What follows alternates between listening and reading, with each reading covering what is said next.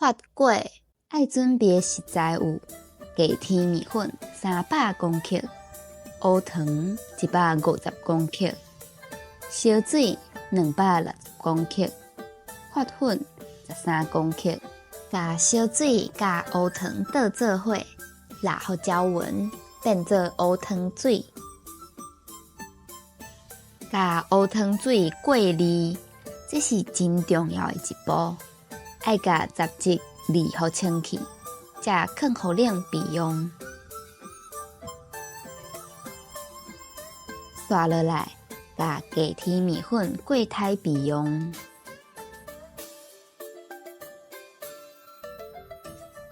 搁甲发粉过刣伫同一个锅仔，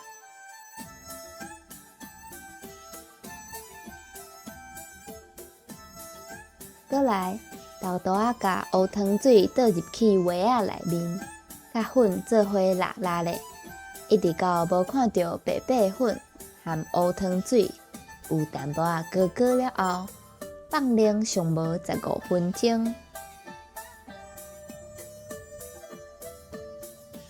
香公公的发粿得要完成啊！若是较介意软软的口感，会当趁烧食，嘛会使等发粿较冷淡薄仔，口感会变甲较 Q。即马网络顶也有一款足时行的食法，就是甲发粿切做细块细块，用白丁仔落煎互赤赤，食起来加足香哦。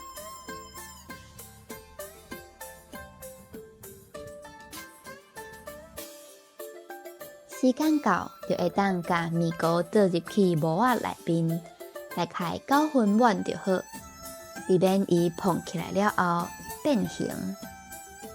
提醒大家，尽量莫使用塑胶的模仔，若无会产生有毒的物质。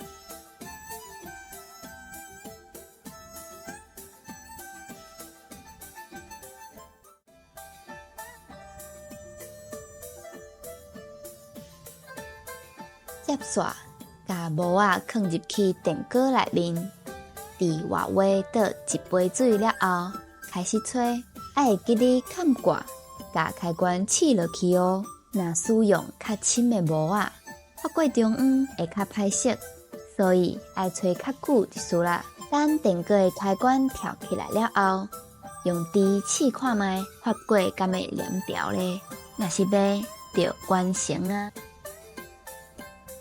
人讲甜粿缀年，发粿发钱，菜包包金，菜头粿食点心。